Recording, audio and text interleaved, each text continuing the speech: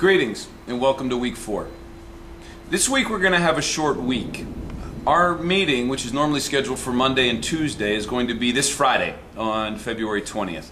The reason for that is that next week we are all going to be traveling. It's Carnival, and rather than wait a week to finish week 4, I would rather get it in now before we go on our vacation. So Friday this week we are going to have our meeting. The whole group will be together because we don't have time to split up and do Thursday and Friday, so all 25 of us will be together, room B24 at 12:40. During that meeting you are going to take your quiz on North America, Central America, and the Caribbean, and we're also going to finish our discussion on the economic crisis that we began in week 3.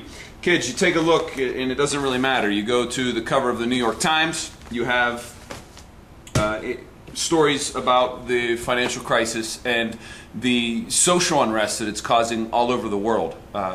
Here on the cover of this month's Foreign Affairs, you have the front lead story, I guess, is the financial fallout, and on this week's Economist, once again, you have the financial crisis. This Economist cover is maybe the most scary of the 3, because one of the things that is threatening now, because of the loss of jobs and because of the loss of billions and trillions of dollars in the world economy, is that countries are going to start looking inward and start trying to protect themselves and their workers from foreign competition. It's called economic nationalism. I'm sorry. This is a scary development because since the end of the Cold War, the world has been one that has been more liberal, more open to free trade, more interconnected, if you will. And so it is, I guess, fitting that this week we are going to look at how the world has developed since the end of the Cold War in the early 90s. And to do that, we're going to move our theoretical study from the study of realism, which we've been working on for the past couple of weeks, to the study of liberalism. Many see liberalism is idealistic, but I'm not sure that that's so. Liberalism really comes down to this. Similar to realists, the liberals see the world generally as anarchic, and they understand security to be paramount, and that states want to accomplish their national interests. So in that sense, they're in line with the realists. But where they differ is that they don't believe that the world necessarily has to be one that is a place of self-help and self-help alone. That cooperation has a role, and that things like national security and economic prosperity are accomplished more efficiently, not through competition, but through cooperation.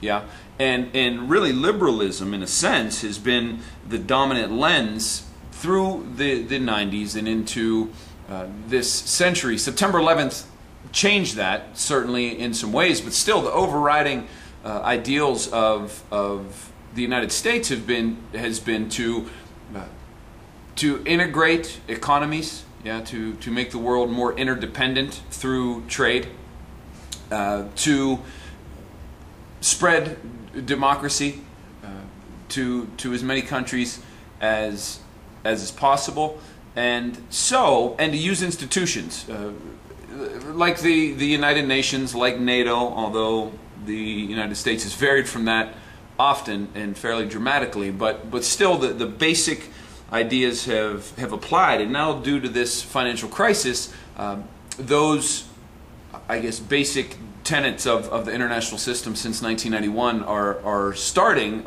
to disintegrate, and states are looking to become more closed from the rest of the world, and that almost inevitably leads to greater competition.